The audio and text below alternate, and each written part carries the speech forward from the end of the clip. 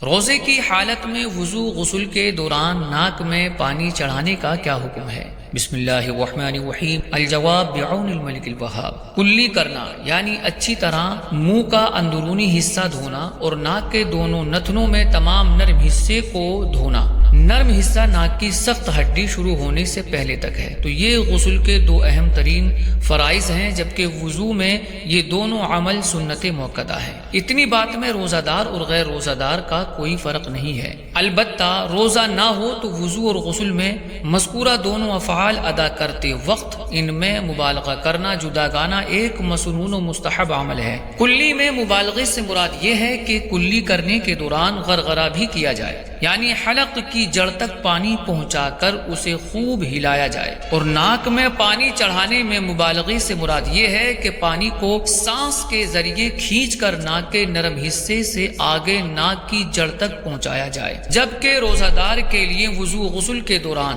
کلی کرنے اور ناک میں پانی چڑھانے کے وقت مذکورہ طریقے کے مطابق مبالغہ کرنا مکروہ ہے، کہ حدیث مبارک میں مبالغہ کرنے کے حکم میں روزے دار کا استثناء کیا گیا ہے۔ نیز ان میں ذرا سی بے احتیاطی ہونے سے روزہ ٹوٹ سکتا ہے، یعنی روزہ دار کلی کرتے وقت غرغرہ نہ کرے کہ ممکن ہے پانی حلق سے نیچے اتر جائے، اگر ایسا ہوا تو روزہ ٹوٹ جائے گا۔ اسی طرح پانی کو سونگھ کر ناک کی جڑ تک نہ پہنچائے کہ ذرا سی بے احتیاطی سے دماغ تک پانی پہنچ گیا تو اس سے بھی روزہ ٹوٹ جائے گا۔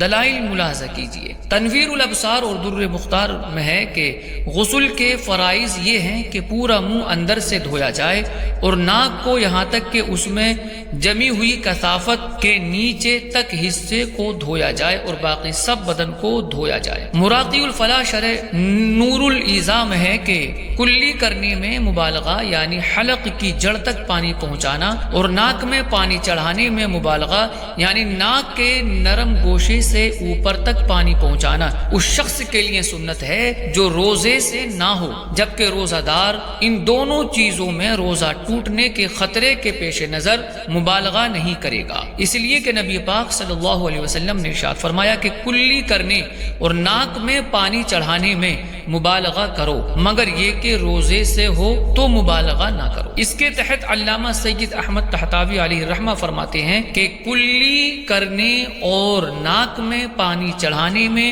مبالغہ کرنا معتمد قول کے مطابق وضو اور غسل دونوں میں سنت ہے۔ سیدی اعلی حضرت امام اہل سنت الشاہ امام احمد رضا خان رحمۃ اللہ تعالی علیہ فتاوی رضویہ شریف میں ارشاد فرماتے ہیں کہ ناک کے دونوں نتنوں میں جہاں تک نرم جگہ ہے یعنی سخت ہڈی کے شروع تک دھلنا یعنی غسل میں فرض ہے، اور یہ یوں ہی ہو سکے گا کہ پانی لے کر سونگھے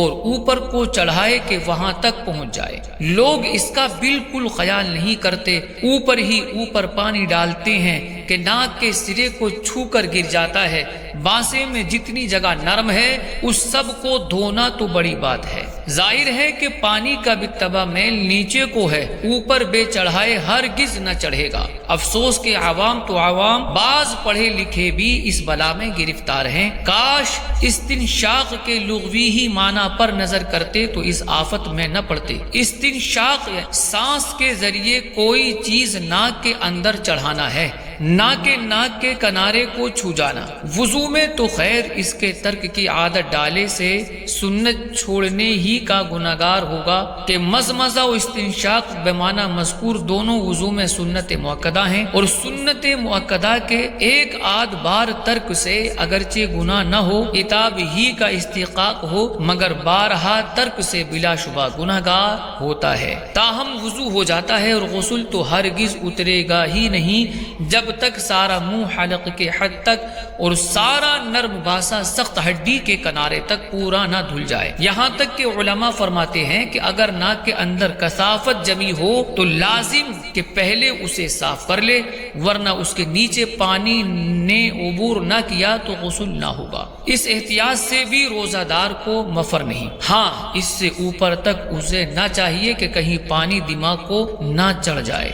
غیر روزہ دار کے لیے یہ بھی سنت ہے۔ در مختار میں ہے یعنی غسل کے سنتوں میں سے یہ بھی ہے کہ غیر روزہ دار ناک کے نرم حصے سے اوپر تک پانی پہنچانے میں مبالغہ کرے۔ نیز فوائد مسئلہ بیان کرتے ہوئے امام اہل سنت اعلی حضرت علیہ الرحمہ ارشاد فرماتے ہیں کہ منہ کے ہر ذرے پر حلق تک پانی بہنا اور دونوں نتنوں میں ناک کی ہڈی شروع ہونے تک پانی چڑھنا غسل میں فرض اور وضو میں سنت مؤکدہ ہے۔ لہذا پوچھی گئی صورت میں روزے کی حالت میں فرض غسل ادا کرتے وقت غسل کے تینوں فرائض ادا کیے جائیں گے، یعنی پورے جسم پر اچھی طرح پانی بہانے اور کلی کرنے کے ساتھ ساتھ ناک کے اندرونی تمام نرم حصے تک پانی پہنچانا بھی فرض رہے گا۔ اگر ایسا نہ کیا تو جنابت دور نہیں ہوگی اور اس ایسے شخص کا مسجد میں داخل ہونا یا نماز پڑھنا بھی ناجائز و گناہ ہے، بلکہ اس حالت میں پڑھی گئی تمام نمازوں کا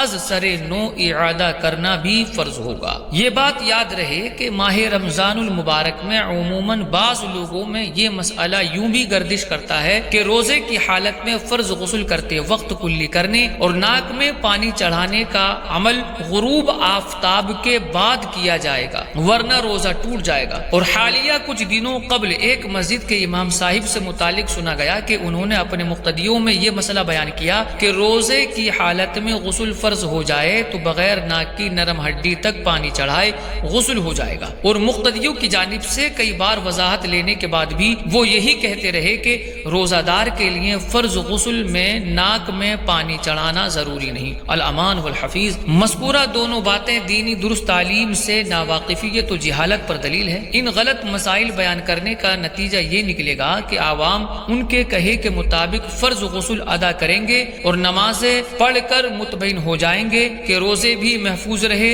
اور نمازیں بھی ادا ہو گئیں، جبکہ فرض غسل ادا نہ ہونے کے باعث نمازیں اصلاً ہی ادا نہ ہوں گی بلکہ ذمے پر باقی رہیں گی۔ یاد رہے کہ اپنے حسب حال دینی ضروری مسائل و احکام کا سیکھنا ہر خاص و عام مسلمان پر فرض ہے۔ عام عوام کے مقابل مذہبی طبقے اور بالخصوص مساجد کے ائمہ اکرام پر ان ضروری مسائل سے درست آگاہی کی ذمہ داری کا بوجھ مزید بڑھ جاتا ہے، کیونکہ عام مسلمان اپنے روزمرہ کے دینی و ضروری مسائل کبھی کبھار مذہبی طبقے سے وابستہ افراد اور ائمہ مساجد سے بھی پوچھ لیتے ہیں اور ان کے بتائے ہوئے جواب کے مطابق عمل پیرا بھی ہو جاتے ہیں۔ یاد رہے کہ اگر اپنی اٹکل سے مسئلہ غلط بتایا جائے تو اس کا وبال بہت سخت ہوگا کہ غلط مسئلے کے مطابق لوگ عمل کرتے رہے تو اس پر جہاں وہ خود گناہگار ہوں گے وہیں اپنی اٹکل سے غلط رہنمائی کرنے والے ائمہ مساجد بھی گناہگار ٹھہریں گے۔ اور حدیث شریف میں اس فعل کی سختی کے ساتھ مذمت بیان کی گئی ہے۔ چنانچہ حضرت ابو ہریرہ رضی اللہ تعالیٰ عنہ سے مروی حدیث شریف